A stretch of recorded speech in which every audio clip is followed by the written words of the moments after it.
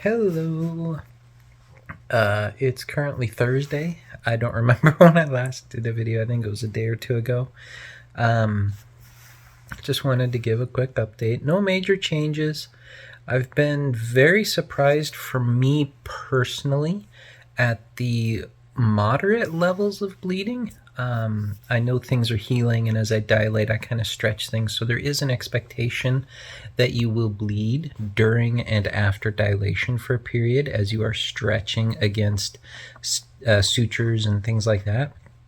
But I've been very, very pleased at the low level that I have had. Not saying I'm not bleeding, but it is very nice to at least know that I'm not doing too much damage or anything like that. Dilation, I take very slow. I do try to get in because it is unpleasant. You are holding it in a very unpleasant position at least at this stage early on. And it's very uncomfortable to hold it in place for the full 30 minutes and then slowly take it out, let all the goop come out, and then go clean up and then get back in bed. It's very exhausting physically and mentally, and just you need to make sure that you allot some proper time to that. Tuesday, the day I or Monday, Tuesday, I don't remember. One of these days I did a full 8-hour work shift. Don't. It was really brutal. The last dilation that day was just rough because I was a little stressed. It's not like what I did for work was overly hard to do. It was just I needed to get it done, and then another thing stacked up, and I let things get out of control. And by the time I'd done it, I had finished a full 8-hour workday. I needed to do my final dilation for the day, and it was like, I'm done. Physically, I was stressed, so that dilation was rough. Mentally, I was taxed and tired, so just everything about it was unpleasant and rough. I got it done, thankfully, but it was just, it was a very big, pointed, you need to not overdo it message to myself. So the last few days, I've still done too much work, but I've focused on areas that are much easier for me to manage and to take care of myself within that activity. And that's really the benefit that's made the last few sessions a little easier. But by the time the end of day comes around, the body's kind of like, I'm done. Yesterday, because Tuesday the packing everything came out, I started dilation. That was kind of midday, so everything was kind of screwed up. And then Wednesday was my full actual first day doing everything on time. So the final session I finished with a shower, and I didn't do my hair or anything like that, but I did a full proper shower. And for me, showers are extremely soothing and relaxing because of things I've mentioned in the past. I like to let the water just kind of rinse everything mentally and physically and just go down the drain. So it's a very soothing thing for me. And in dilation, you obviously can't be fully dressed, so I was kind of cold, and I just enjoyed too long of a hot shower. And so by the time I put some lotion on, brushed my teeth, and gotten towards bed, I was so done. It was bad. So really, this video is a warning. Don't overdo it. You can certainly do things. And because I'm very independent, and it's not that I don't appreciate having a support person or somebody to help, because she has been fantastic and absolutely necessary. But I also like doing some things once in a while myself, just to feel like a human and to help with the mentality side of things. But I did too much. And so by the time I got to bed, she's like, you've been up way too long. Go to bed. And yeah, I got a decent night's sleep. My headache's kind of gone, things like that.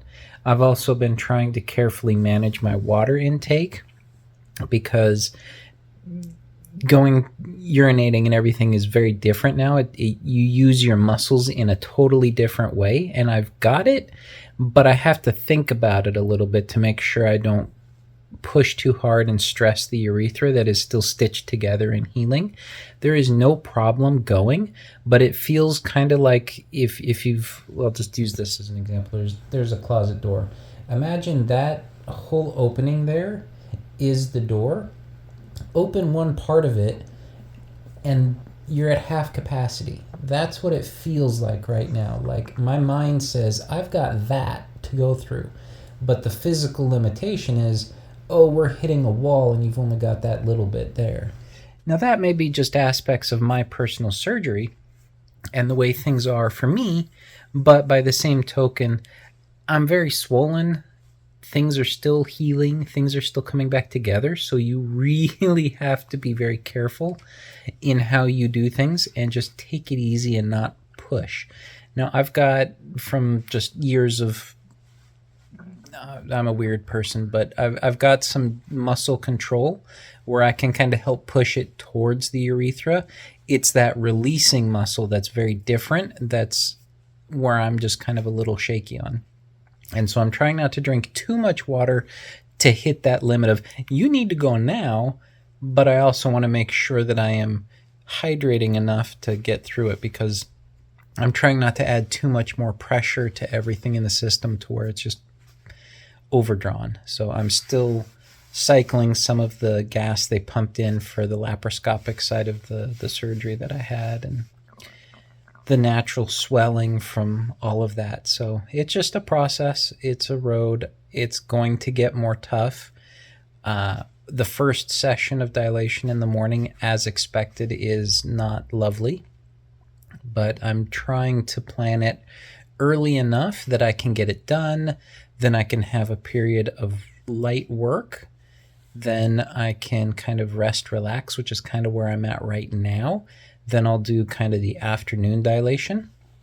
I'll try to have like an early meal to try and shift things through, because I don't want to be trying to dilate while I'm full of both liquid and solids, and then work towards whatever comes after that. So I'm trying to spread it out as well so that I don't like dilate too frequently, and then there's not too much time between dilation sessions for any sort of closure or prolapse or things like that. So just kind of what I'm working on.